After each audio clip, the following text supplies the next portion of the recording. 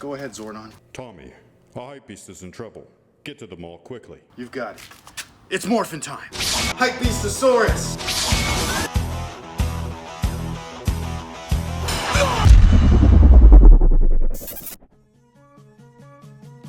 Yo, what's good guys? This is Nightwing2303 from WearTesters.com, and as promised, here is the review, or my thoughts at least, on the Nike, this is not a Nike, but this is my thoughts on the Adidas Yeezy 350 V2 butter baby, the yellow joints. That's what we're talking about today. So story time with Nightwing. I went to the mall and I was going after something very specific. I went to the mall for the Kobe 1 Protro in the Minneapolis Laker colorway. Did I get that shoe? Hell yeah, I did. But while I was there, what I like to do, window shop. So I went to the other, usual suspects, the Chics, the Shoe Palaces, the Champ Sports, and that's where I ran into these guys. I was actually there, I was picking up something completely different. You'll see that in a future video. And while I was checking out, these were just sitting there on the counter, and I was just kind of like, that's weird. I thought those released already, because the Protros dropped on like a Friday. And I think these dropped the Saturday before that Friday. I honestly don't know, because I don't pay attention to this crap. Not that I think that these are stupid or anything, they make it so hard to get these things that I just, I'm like, nah dude, I'm good. I just feel that if there's a shoe that you have to jump through hoops to get, it's not really worth it. Like winning the prize to spend $200 or $220, that's not like you didn't win anything, you know what I mean? Like you just proved that you're a dumbass and you're like running after things like sheep, you know what I'm saying? Like they're like, oh, you want this? Here, go do that. And I'm like, no, I'm straight, bro. You make these easy to get though, I'm all on it. And that's exactly what happened. Like I said, I was checking out for something completely different. These were just sitting on the counter and I was like, are these available? And the guy was like, yeah, somebody couldn't flip them, so they returned these and another size. I don't remember what the size was. And I asked him what size these were because they look like my size, and sure enough they were. They were a size 9, and he was like, did you want them? And I was like, why not? When life hands you lemons, you say yes. Dad jokes for days.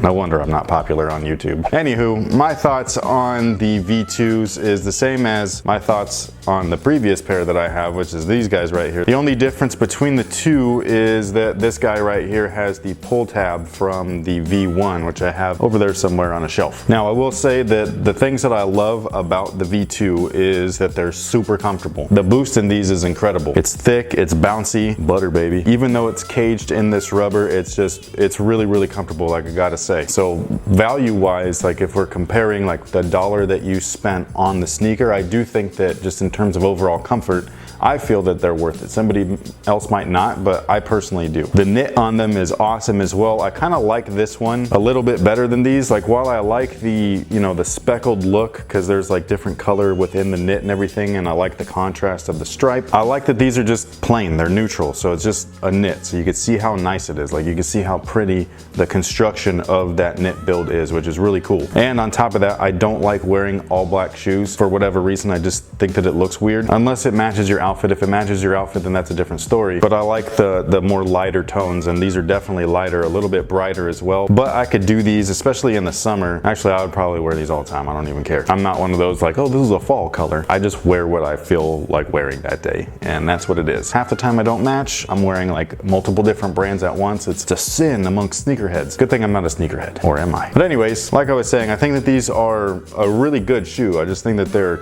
too hard to obtain, and I think that that's whack. Obviously, like things are starting to change. Hype on the Yeezys are dying down because they're flooding the market with them, which I think is great for people like me, because if I run into this in a store like the good old days, like the way that things should be, and I actually have the opportunity to really cop and make my decision right there in the store, then that's what I'm gonna do. If they make me try to run a marathon, do 3 laps afterwards, jump in the pool full of sharks, get out, and then get to the finish line and then hand you money just to grab these, off. I'm not doing that. You can if you want to, but that's just not me. But anyways, I think that the build on these are great. I think that they fit true to size. However, like the toe box on the other pair that I have, it fits fine, but these ones for whatever reason fit really tight. It took a little bit to break in. I have been wearing them around already, and it literally took all day for them to break in. My big toe was like going numb. But once they stretched out a little bit, then they felt great. I do know that some people might want want to go up half the size, especially if you're a wide footer, especially if your forefoot is wide, because that that was painful. But anyways, I think that these are really cool. I think that it's a great shoe. They're a little expensive, but again, for the comfort, I think that it's, you know, it's pretty decent. Like if we're relating this to like the price that you spend on like a retro Jordan, like these are way more comfortable, you know what I'm saying? It's just that the retro Jordan to me is a lot more classic. It's a lot more iconic. I have an actual history with that shoe, so I'm gonna gravitate towards those over these. But I don't think that these are atrocious. I don't think that these are blasphemous or anything like that. And as far as shoes go, I think that if you like these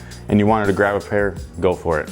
I think that you're gonna like them. Let me know if you copped a pair, if you didn't, why? Is it because you're like me and you're like, bruh, I'm not jumping through hoops to give you my money. It should be the other way around. The brands should be jumping through hoops to get us to spend our money on them. You know what I'm saying? Like they should be really selling us these sneakers, being like, yo, they make you jump higher and run faster, because that's what happened back in the day. We didn't actually run higher and jump faster, but they said that we would, so they earned our money. These, they're just saying, Kanye wore them. That pretty much takes care of my thoughts on these guys right here. The Yeezy 350 V2s with a pull tab in the butter colorway. Butter, baby. Thank you so much for watching. Thanks for all your support. Let me know what you guys think about these down below in the comment section. Did you cop for retail? Did you cop for resale? If you did, I'm sorry. I'm not doing that either. I did it once and that was more than enough. And that's pretty much it. So thank you guys once again, and until next time guys, have a good one.